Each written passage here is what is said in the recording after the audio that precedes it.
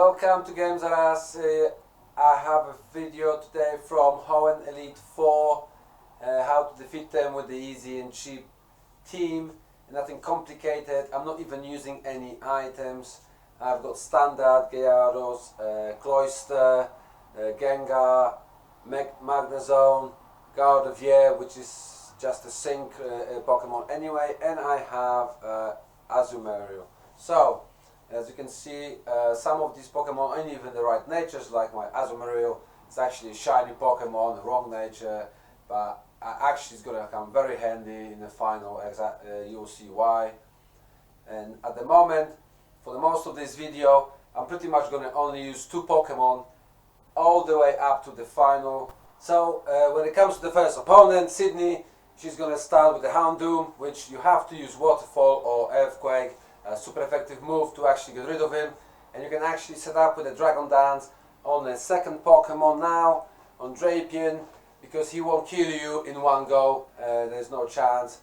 And as you noticed, when I first started playing, my Gyarados was about 85th level, but by the end of this video it's going to be 86th level, which is going to actually help me as well. But now you noticed I've set up two Dragon Dances. Now I used Earthquake, which is a super effective move against him, and that way there was no problems getting rid of him. And now I'm set up for the rest of this first battle, and now I'm just going to simply sweep through the whole team. Now I'm going to go for Waterfall. That will do with this amount of attack as I have right now. And why did I set up at least twice? Because Hydrogen and even possibly Weevil could be faster than me, especially Hydrogen probably would have been if I didn't set up. And now I have a last one to deal with, which is vulnerable to water, so Waterfall will do. And let's go and get another one done.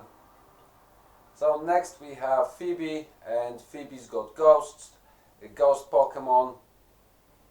So there we go. It's a little bit more difficult for Gyarados to actually do it well here, but there's still an option to set up. It depends how the battle sets up. Sometimes they confuse your Pokemon here at the beginning. Spirit Bomb can confuse you, and that could go wrong, and you might not be able to set up. But with a bit of luck, you should be able to set up. It's not that bad. And then you should be able to finish off Spirit Bomb. I've done two Dragon Dances again, just so I have enough speed, because Missimigus, they'll be quite fast Pokemon. If you don't set up enough times, then you're not gonna outspeed them, and they're gonna kill your Pokemon instead. So that's why my advice is be at least 85 level with your Gyarados. Maybe not necessarily with the rest of Pokemon, but at least him. And my Gengar, as you can see, most of my Pokemon are around level 80.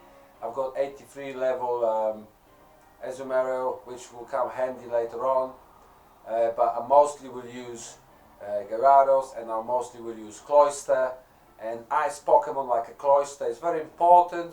It's easy to catch because it is just a rare Pokemon. And you can go and fish it anywhere in Kanto, anywhere. There's so many places you can fish for shelter. Grab yourself a Jolly Sink and catch one and set it up. Remember, it has to have a skill link in order for this to work. So now we have Glacier, the ice Pokemon, and starting with Weevil, which can be a bit problematic at the beginning. I decided to use my Gyarados anywhere at the front. I actually managed to set up Dragon Dance twice, and then kill him with the Waterfall, which is fairly easy stab move, so it's always help. I won't be able to kill the Cloyster anyway, but I'm going to take as much damage as I possibly can off of it. And I'm going to swap to Cloyster, and with Cloyster I'm going to use my Rock Blast. That's why I've got that move. It becomes very handy, especially when you have a skill link. And I'm going to just finish him off, and that way I'm going to slowly start setting in with my Cloyster, and I'm going to simply sweep through the team. So there we go. I'm going to go for Shell Smash because he won't be able to kill me anyway, so I'm not worried about it. I'm gonna set up only once for now. I'm gonna use a Rock Blast against him because it's again super effective move. And this way I should be pretty okay. But to make sure that I can actually defeat them, I'm gonna at some point set up maybe even another Shell Smash, because as you saw, I failed to even kill the Mama Swine, so actually it didn't work that well. But now I don't really have much choice. If I try to set up further, I'm probably gonna die, so I went for Rock Blast again, and it made its job. It seems like I don't actually have to set up any further. One would do, and I only have one more left. Again, Rock Blast, super effective moved against them. Job done. Next trainer, Dragons. And again, Cloyster is going to be the main character, the main Pokemon here that I'm going to use, because Cloyster, as a nice Pokemon, is super effective against Dragons. But to start with, I'm going to sacrifice my Gyarados, so I'm going to set up Dragon Dances and try to damage him to a point when I can finish him off with Cloyster, and then start my sweep through the Dragon team, through Drake's team, which is again going to be very simple. So up to the actual rival, up to the actual last opponent, it seems very easy, doesn't it? At least to me it seems very easy, but it's not that easy when it comes to a final battle, and that's where it's going to get a little bit tricky. So at the moment, as you see, my Ice Spear is pretty much sweeping through all of them, but you have to set up with your Cloyster yet again at least once, and I'm going to do it right now, because Salamanca will not kill me in one go, will not kill me with one hit. That's why I'm going to set up, because if I don't, then Hydrogen and even probably Mega Garchomp will outspeed me and kill my Pokemon, and it's going to cause me trouble at the end. That's why one Shell Smash will do the trick, and I'm going to finish them off again, fairly easy, no sweat at all. There you go, guys. That's how easy it is. And we have one more Pokemon left, and Drake's going to be defeated. And finally, we're going to be able to face the final rival.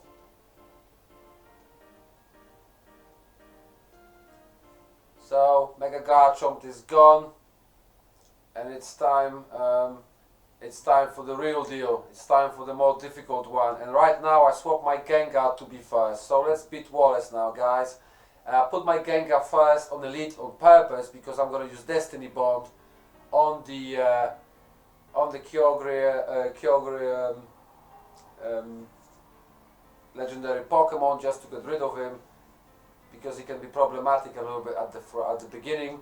And now Mega Gyarados can be very difficult sometimes to defeat unless you have some fast electric Pokemon, but that's why I am going with my Gyarados as well. At this point you actually went up to level 86, which is a little bit more helpful.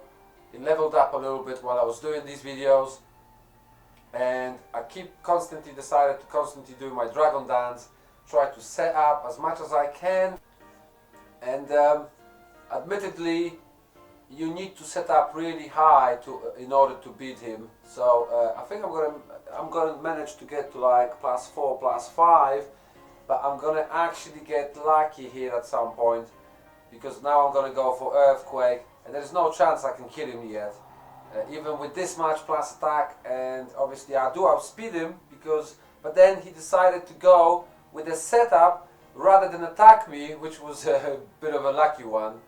And I managed to beat him. But even though I've got +5 attack right now, it's still not enough to kill Wallace's Kingdra, which is quite crazy, to be honest. I didn't expect him to survive, but nonetheless it did. So now I'm going to swap to my Azumarill. He's just going to finish off the job. To be honest, I used my Aqua Jet, which was a bit of a weird move. But then Outrage is completely ineffective against my Pokemon. therefore I wasn't worried too much anyway. So we got one more off the table. Now we got Blastoise, which I'm just simply gonna go for knockoff, just to get rid of his leftovers. There we go. And then I'm gonna play rough with him, in the manner of speak. Use that move. He's gonna struggle to finish me off because we both water Pokemon, so he doesn't really have any super effective moves against me. And he decided to use Toxic rather than use the move. So I managed to defeat him. So now we have Frogadier, yet another Pokemon, and even this one, when I use my knockoff, it turns out to be fairly effective. Then I'm gonna go and use Play Rough, and I'm gonna manage to defeat the 5th Pokemon of Wallace. And the last one is 81st level Tentacruel, so it's a bit of a strange one here. He starts from 86th level and ends up at 81st at the end. And I still got 3 Pokemon left to finish this off. That's why I'm going with Gardevoir, because he's got Psychic, super effective move against Tentacruel. And I knew I can survive probably one of his hits. And now I'm gonna die anyway because I'm not gonna survive. He's faster than me, but I will manage to just finish him off with my Magnezone at the very end, especially that he decided to miss the last punch. So here it is, guys. It wasn't so bad, wasn't it? But at the end, as you saw, I had to use a bit more Pokemon. For the first 4 battles, it was fairly easy. 1 or 2 Pokemon at most, sweeping through the teams. So, guys, thank you for watching. I hope this video was helpful. I hope this video gave you a bit of a guide how to deal with these Pokemon. It's very simple. I still recommend to go higher than level 80. My Pokemon are pretty much most of them level 80, some of them level 85, 83. But again, get them a little bit stronger because you might struggle. You might get lucky like I did on this video, or you simply struggle and it might not go as good. So, cheers guys for watching. Don't forget to smash the red button, don't forget to subscribe if you like the content, if you want to watch more videos and you don't want to miss out on anything. And thank you for now. See you in the next one. Good luck.